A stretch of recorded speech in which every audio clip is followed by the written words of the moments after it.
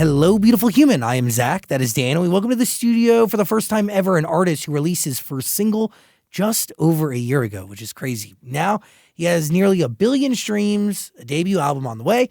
It's called What Not To. We're going to talk about it. Please say hello to Tucker Wetmore. Yo! Thanks for having me. Is it, I mean, what, can we just talk about it? Like, is that intro real? Like, you really released music. I mean, your first single just over a year ago. Yes, sir. Your EP, I mean, around there too. Like, this has been a lot of growth in a small amount of time. Yeah, it's been pretty crazy so far.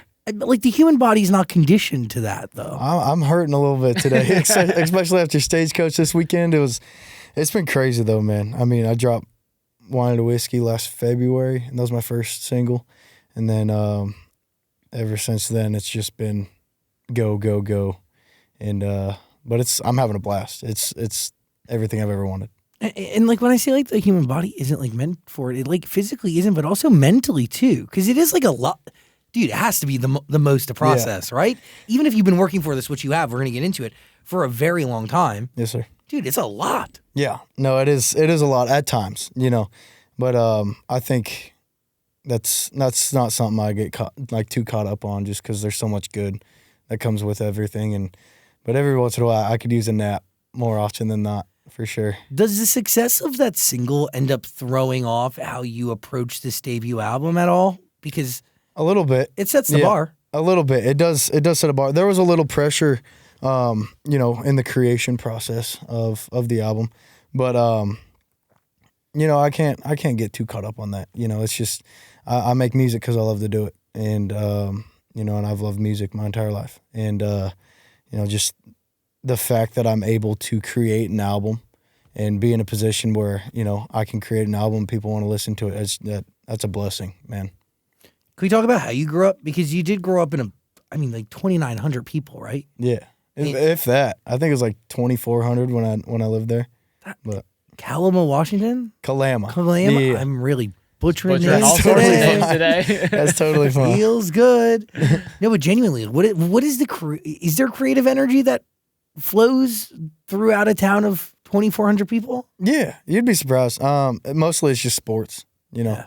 There isn't really anybody that really gets out of the town. It's just so small. Everybody knows everybody, so it's just football, baseball, basketball, track. That's all everybody knew. And then you'd graduate high school, and then you'd go work at a mill or go work trade or something, and that's what everybody did. And by the way, like two things that are a part of your life, right? Your mom works at a steel mill, or yeah, worked she at a did. steel mill? She did. She retired a couple years ago, but growing up, she was a steel mill worker. And sports were a part of your DNA. Yep, that's right. Until you broke your leg. Yeah, a couple of times. I've blown this knee out twice, and then this leg and ankle once, and that was the last one when I was in college, when I was playing in Montana. And I thought it was probably time to hang up the cleats after 3 leg injuries like that, Are you making music while playing football, or is it only until you're like kind of down and out that you really turn to this thing? It was more so after, but I started playing piano when I was like 10 or 11 years old, and I'm all self-taught, and I played trumpet and guitar and for years, and and then I kind of put it down to focus on sports around high school, probably around like sophomore year of high school, just to focus on sports, and football is what I wanted to do, so I ended up going to college for that. And people ask me all the time, what was your major in college? I'm like, football. That's it. But yeah, and then after that, I remember sitting my mom down after I moved home. I just had surgery, but I was lost, and I told her we were sitting on a couch like I am right now, and I was like, Mom, I'm lost. I don't know what I'm doing with my life at all. And she was like, when's the last time you sat in front of your piano or played your guitar? And I was like, I don't know. She was like, that was your therapy back in the day. Just go do that. See if that sparks anything in your head. And so I wrote my first song that night because she was still working at the steel mill. And so she was working graveyard that night. And I wrote my first song that night, and it was a terrible song. It was awful, dude. But it was a song, and I was hooked. I was hooked right then, and then I just started working towards it and then moved to Nashville in 2020. But that is... What was that first song? Yeah. Oh, I don't even know. You don't know it? I don't know. That was a long time ago. That was like 2019. 2018, 2019, something like that. But your mom putting that reminder in front of you would change your life. It changed my life, 100%. Is there any part of you that is like, that looks back at that and wishes you never stopped playing an instrument? Or are you grateful for the time that you spent as an athlete?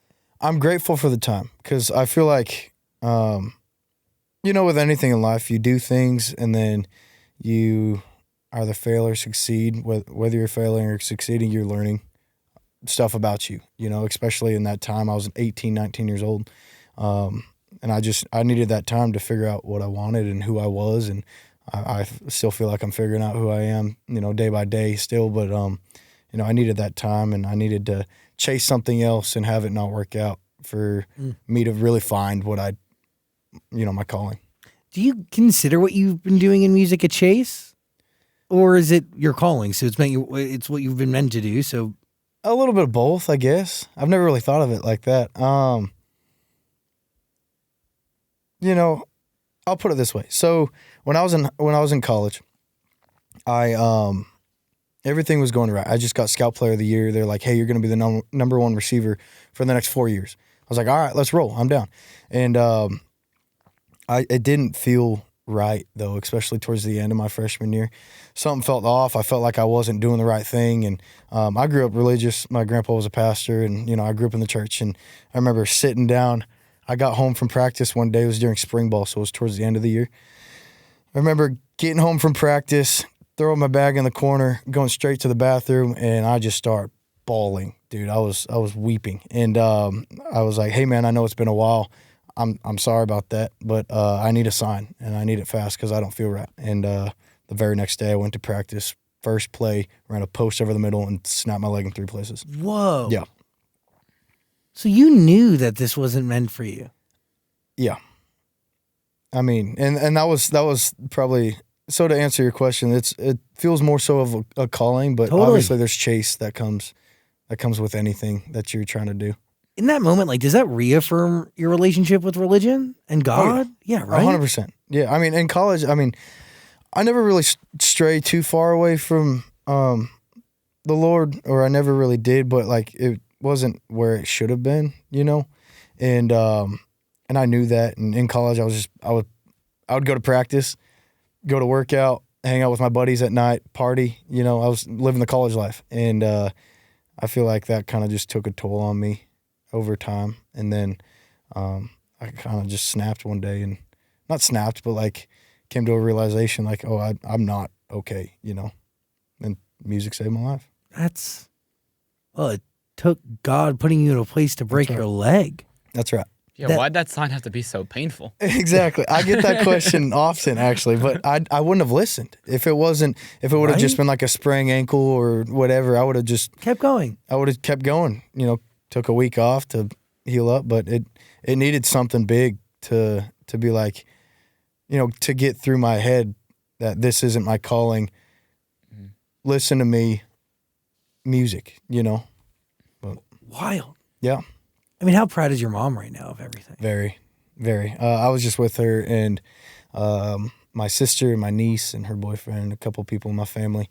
They came out to Stagecoach and watched me play my Friday set on the main stage at Stagecoach. And she's one of the best people in my life, if not the best person in my life. Me and her are tight. We're like best friends, and she's always told me how proud of me she is, and very supportive. I mean, like, God, if it wasn't for that conversation, Yeah. It's wild. Can you tell me how TikTok makes its way into your life? Yeah. It's just social media, Okay, but like, let's go back. So you write that first song at the piano. Yeah. How many songs do you write until you find one that actually makes its way to TikTok that ends up going viral?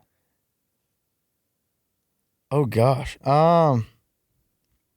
4 years, 5 years. Wow. I was writing almost every day for 5 years.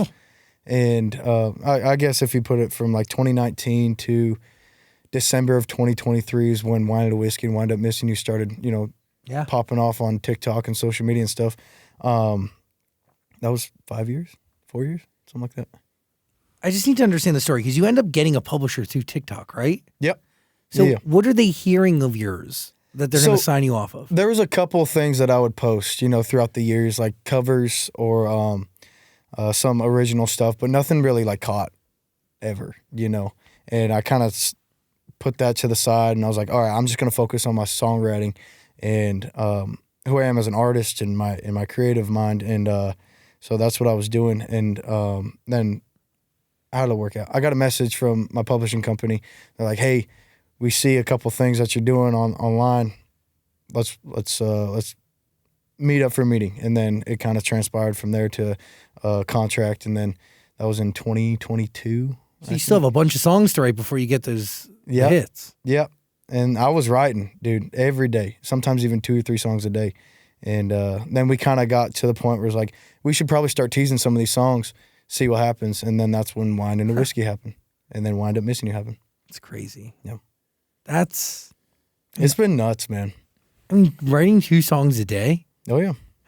How is that creatively possible? Did you get any great songs that made its way to this album on a 2-a-day day? Yeah, absolutely. So my first co-write. So after I signed publishing, my first co-write. Oh no, this was even before I signed publishing. I was shopping around a couple of different publishing companies, and I had gotten set up with a write, and it was my first time ever getting set up with a write. And we ended up getting a song called "Drinking Boots," which was my first co-write, which is on the record or on the album. And it's one of those songs that I kind of tease like way back in the day, but even to this day, I get DMs and messages, "Hey, where's Drinking Boots? Where's Drinking Boots?" And you kept it as the demo. And I kept it as a demo because that's what I don't know. It just felt natural, and it was kind of my way of tipping my hat to the fans that have been asking for it, saying like, "Hey, I listen to you guys. If you guys want something, you just got to ask. I'll give it to you." It's kind of my way of just giving it to them. I wasn't originally going to put it on the album, but I'm glad I did. So you wrote that song second or first of the day? Of that day? Yeah. I think that was just one song a day? Yeah. That's crazy that you could write 2 songs in a day, though. Oh yeah. I think my record's like 4. What? Yeah. Because that's such a Nashville thing. It is. They do not do that here. Yeah. Well, we pump out songs, and I ride with a bunch of my buddies, so we're always hanging out and just, whether it's in the garage or at the lake house, just drinking, having a good time. Yeah, it's a part of life. Yeah, it's a part of life. And we'll be sitting there and, oh, that should be a song. My buddy Jacob will say something, that should be a song, and then we'll sit there and kind of write half of it or the whole thing or whatever. And that's kind of how all these songs transpire, but it's fun. How did you end up like finding these people in the community that you built? Was it through publishers and co-write? Was it through performing in Nashville? A lot of it. A lot of it was just hanging out at bars too, in Nashville, and just networking. I spent probably the first, I'd say 2 years heavy networking, just like meeting people in Nashville. Because I moved in Nashville. I was 20 years old in 2020, and I knew nobody. I didn't know anything. I was moving by myself with, faith in the Lord that He was going to make everything work out. And so that's what I spent like the first 1.5, 2 years doing, was just meeting people at bars and hanging out. And I was super fortunate to find a really solid group of friends, probably within the first like 5 months. And some of them are my roommates right now. Some of them are my neighbors. We're all always hanging out. Well, because you go there and it's a bunch of like-minded people. Yep. And I'm assuming it's a bunch of young people too, and veterans, but people are moving there with a dream and a talent, most likely. Everybody. There's a statistic saying, oh gosh, I can't remember, the thousands of people moving to Nashville every single day. I think it was like last summer. That's crazy. Where there was like way more people coming in than there was coming out. And, everybody's moving there to do something in the industry. LA's a lot like that, where people move here with a dream and go to try to chase it. It's like that, It's so wild. You look like you could either be 25 or like 48. Right now, I feel like I'm 48. Yeah, I'm pretty tired. Stagecoach whooped my butt, man. Like, dude, you look like you could be 25, but you also you don't look old, but you look wise. I look man. beat. Is that what you're Yeah, saying? that's a compliment. I'll take it as a compliment. Yeah, you look wise. You look. Well, thank you. You look like you've lived. I've lived a couple lives for sure. Damn. That's part of life. Yeah, is living many lives. That's right. correct. Yeah, that's right. Can we talk? Well, I was going to say, you said people moved to Nashville to chase this dream, and a lot of people, it doesn't happen. Why do you think it happened to you and so quickly? It's a good question. I don't really have that answer because nothing is really ever in our hands, I think just having faith in, what I believe in and just working hard, and I really early on, I can't remember who said it. It was like one of the first artists that I ever met in Nashville. I was kind of, shooting the shit with him and just talking. Can I cuss? Sorry. Yeah, okay. Absolutely. I was shooting the shit with him and talking, and I was like, hey, you got any advice? And he goes, and this goes back to how many people were moving to Nashville and going out, and he was like, there's thousands of people that move to Nashville every single day to chase this dream. There will always be someone more talented. There will always be someone more fortunate or blessed within the community or whatever. He goes, the only thing you can control truly is how hard you work and how much you put your head down and chase what you want. And that's pretty much what I've been doing for as long as I can remember, just working my ass off. And I feel like that's a testament of why everything's working out. It's just because hard work beats talent when talent fails to work hard. What is working hard as a country star in the year 2025? Outside of some days writing 4 songs in a day. A lot of songs. I don't know. Not saying no. Being more open to saying yes to the things that other people don't want to do. Because if you show up every day with a smile on your face and hard work in your heart and a vision and a goal in your mind, then you can succeed pretty much anything you put your mind to, and that's the way I look at life. Who instills that in you? I guess my upbringing. Like I said earlier, I grew up in the church, and my grandpa was a pastor, and my mom's always had a pretty good head on her shoulders, and I've always just grew up seeing her work so hard. Sometimes even three jobs at a time to feed us kids, me and my 4 sisters, and I've been surrounded by hard work my whole life, so I don't really have that in me to like have the option of not doing so. So when you let's talk about this album, because this album is about your upbringing, correct? Yeah. Like partially, like that Yep, seems to be the larger story you're telling. Yeah. What not to. It's essentially like what not to do. It's the cautionary tale that you received in your life from your dad. Yeah. In a sense, it goes broader than that too. It's just, I feel like everything happened so fast last year that, and it's still crazy fast, but I feel like I didn't really get the chance to let people know who I am. And, everything that everybody saw was like a couple songs, and then, what they see on social media or what they hear through the grapevine. So nobody's really heard from my mouth of like who I am. And so that was kind of like my whole thought behind this album was, this is my chance to start scratching the surface on letting people know who I am and why I am the way I am, where I come from and my upbringing, what makes me me. And, I think we did a pretty good job at it, but What Not To is definitely one of those stories in the album where it's, not everybody knows that about me because I don't talk about that stuff. And I guess that's why I write songs, is so I don't have to talk about things.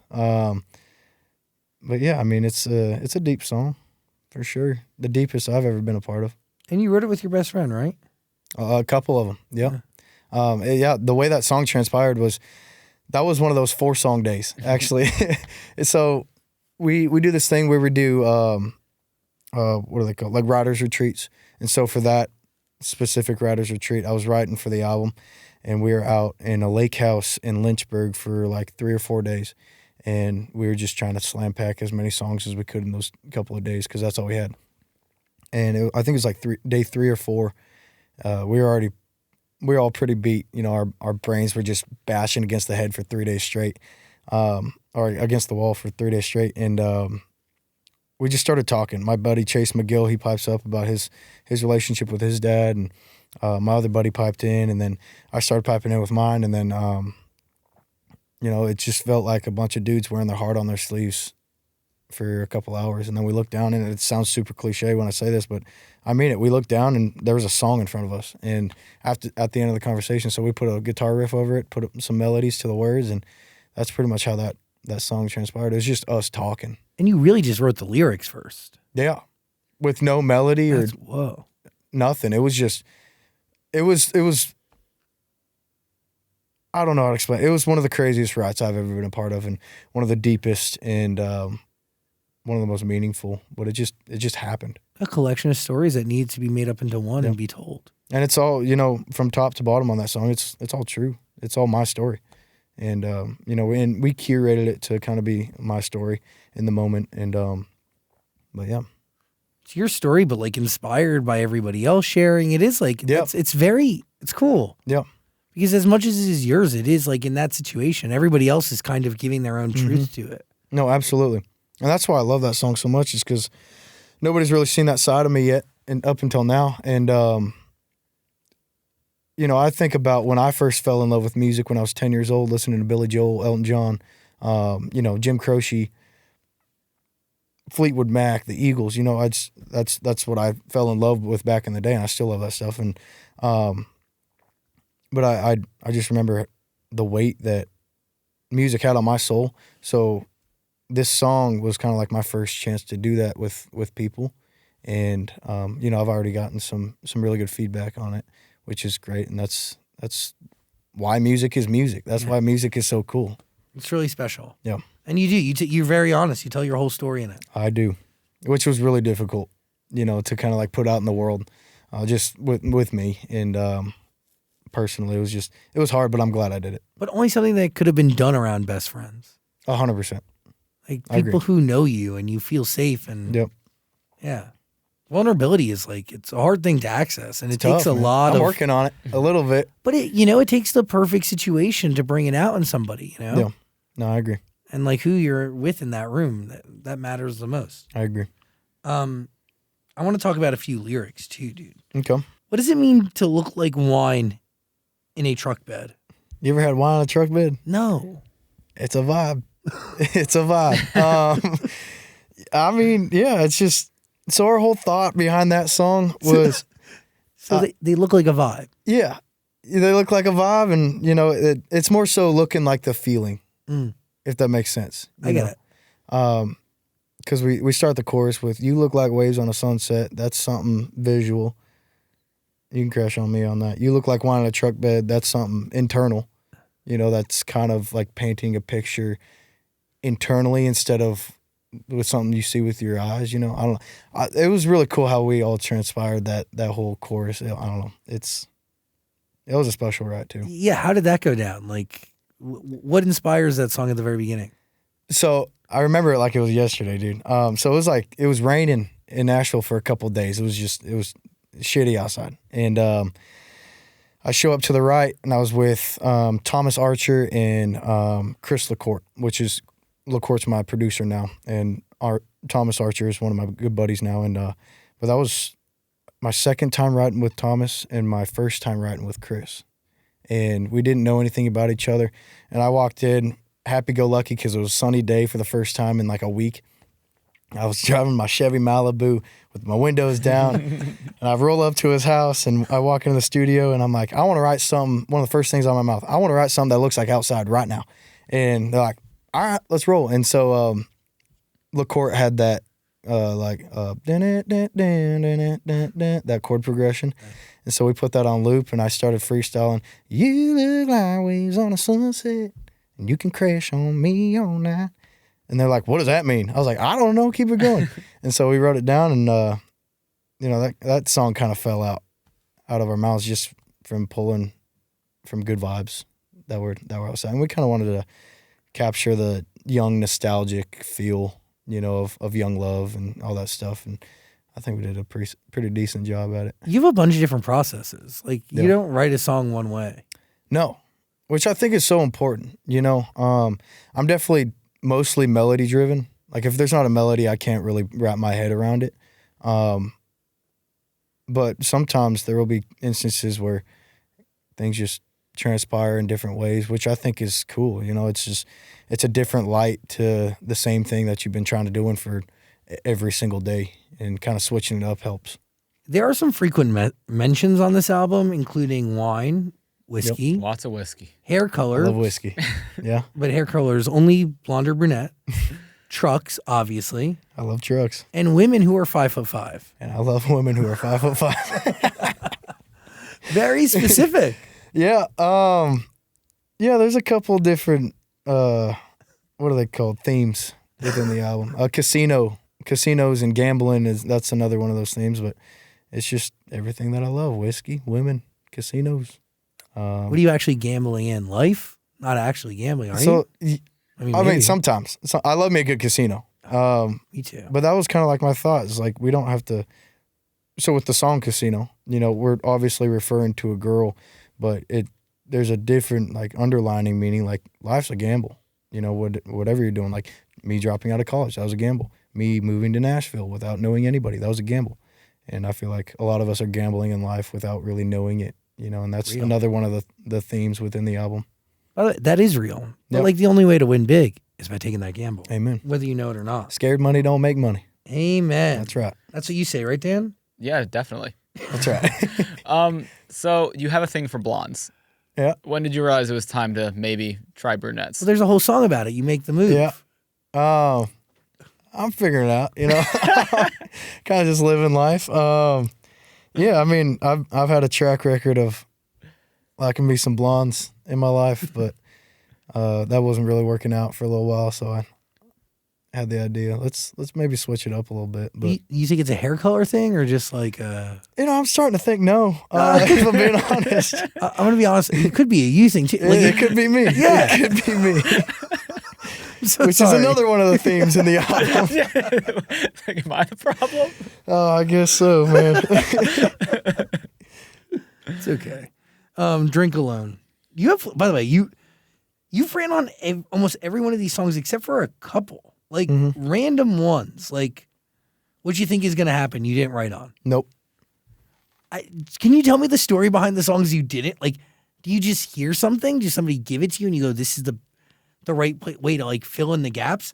Yeah. Because you've written on like, dude, like probably 80% of the album. Mm-hmm. So the ones that you didn't write on have to have been strategic. Very. In a sense, you know, okay, so what I'm always hanging out with my buddies, and all my buddies are songwriters, and you know, living that Nashville lifestyle. So we'll just be hanging out in the garage, drinking beers, or in the you know, in the kitchen or whatever at like 3 o'clock in the morning, and we'll just share songs. We got this thing in Nashville called Demo Jail. It's where you kind of hang out with each other, and you know, somebody starts playing a song and that they've written probably like last week or last month or whatever, and then you gotta kind of go through your demo catalog and just vibe out to different songs that you haven't heard your buddies write yet. By the way, that's so cool, Isn't it? And like it's very one of my favorite things in the world. Some people hate Demo Jail, but I love it. even like that's beautifully supportive. Yeah. But none of that shit's happening in LA. It's like everyone's like Which trying to is sad. eat each other's like young and like Yeah. you know just survive and like kill each other. But like in Nashville, like that's so beautiful and like Yeah. community driven. No, I agree, and that's what I love so much about Nashville. But you know, I think I'm a writer on 11 of the 19 songs on the record, and you know, those 8 songs that I'm not. It's all my buddies' songs, and they all just send them to me, or like we'll be hanging out and listening. I'm like, can I put that on hold? Do you mind if I like try to put my voice on that? And they're like, absolutely. And so they'll send it over, and So you know. acquired these songs from Demo Jail. yeah, Sick. absolutely. That's very cool. Very, very cool. Then from there, you kind of got to figure out what goes best with the album and stuff like it. There's a thought process behind it for sure. You're building a story. Yeah. Do you know what story you're building before you start, or does it appear while you're doing it? Sometimes. In a song sense or the album? For the album, let's start there. The album, kind of. So I knew that I wanted to let people know who I am because I really haven't had that chance yet. So I knew that was the main focus. So I kind of had a theme that I wanted to do, and I didn't want it to just be a collection of songs. You know, I feel like nowadays we live in a very single world. where everyone's just trying to get that one single to pop off on TikTok and then do its thing, and then don't really put no mind. Not everybody, but I feel like the process of album creation is kind of a lost art compared to like 20 years ago. Really? And I grew up a super album-based listener. I love listening down in an album and seeing these motions within the album throughout the songs, all the way down. And, that's what I knew that I wanted from my album creation. And, I think we did a pretty good job at it. There's definitely some themes, and it's, it brings you up and it brings you down, and then, brings you back and forth. And, yeah. It's a journey. Wine into Whiskey, your breakout hit by far. Tried to tell her about my kind, and boy, did she learn. I just ain't the type of soul you save. Interesting. Yeah, we were feeling pretty dark in the room that day. You're talking to someone. Yeah. Or yourself. Myself, mostly. That was the day after my birthday. So my birthday is November 5th. And me and my buddy Jacob Hackworth and Justin Ebach wrote that song on November 6th. And I remember me and Jacob showed up to the right pretty hungover from the weekend because we were celebrating the birthday, and we're always hanging out because we're best friends. And so we're kind of feeling a little down that day, but Justin Ebach had this song title called Wine and a Whiskey. And I was like, I don't know what that means, but let's start working on that. And, then we started writing this song without really a vision on what we were kind of just putting words together that sounded good at first. And, for like the first 25 minutes. And then it started transpiring into this, I'm the bad guy.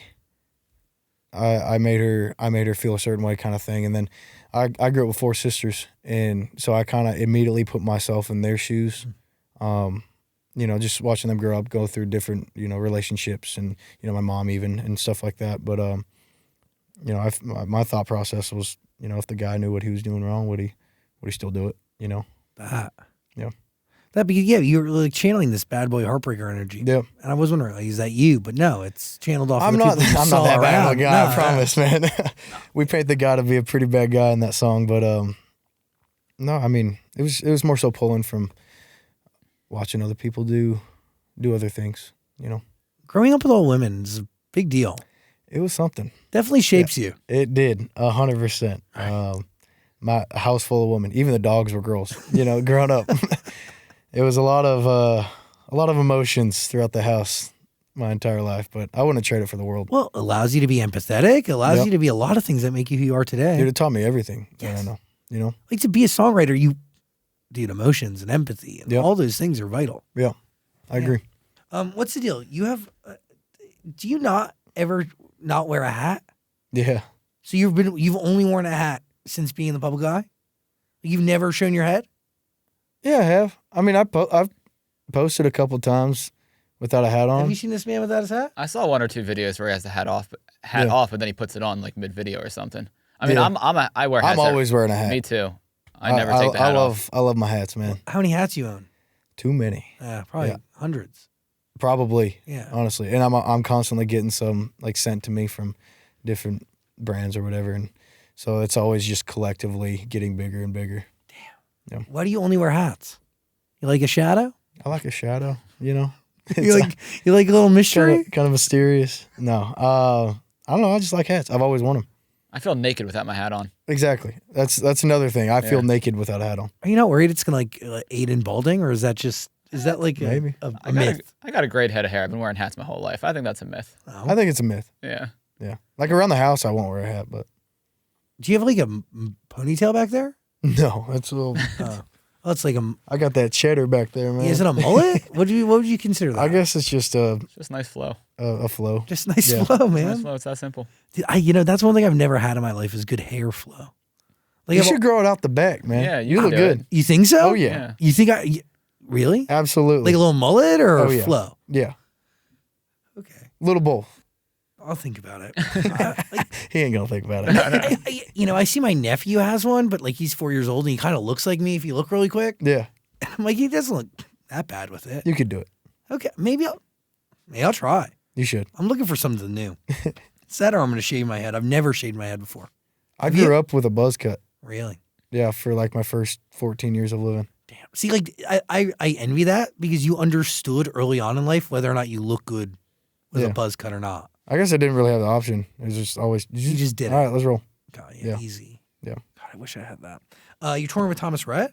I am. That's great. That's going to be awesome. That's a good lineup. I'm so excited. He's a good guy. Great dude. One of the best people I've ever met. Yeah. Yep. Really, really special person. Also an incredible artist.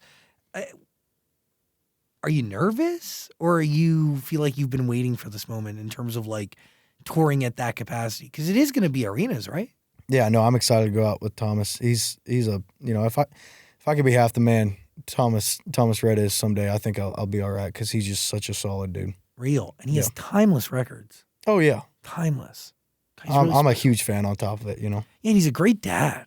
Yeah. I'm really he's just a good person. He does such a good job at juggling his family life and, his creative side and his touring. He does it all so well. So I'm most excited to go out there and learn from him, because I haven't been doing this for, a year. I started touring. I started touring last April, dude. Isn't that crazy? Yeah, it's all fucking nuts. It's crazy. But I got a lot to learn, and I'm wise enough to know that about myself, and that's what I'm gonna do. Spend a lot of time just being a fly on the wall and watching him operate his team and his crew, and I'm excited. How do you get 2 songs on Twisters? They asked for 2. I don't. I guess. Really? Yeah.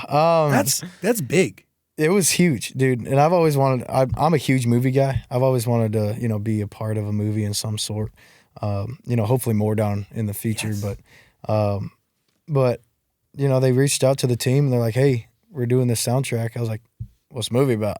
Like tornadoes. I'm like, At first I was kind of skeptical, and they're like, no, it's dope. It's got Glenn Powell in it. It's it's a remake of the '90s version Of Twister. Of Twister. Yeah.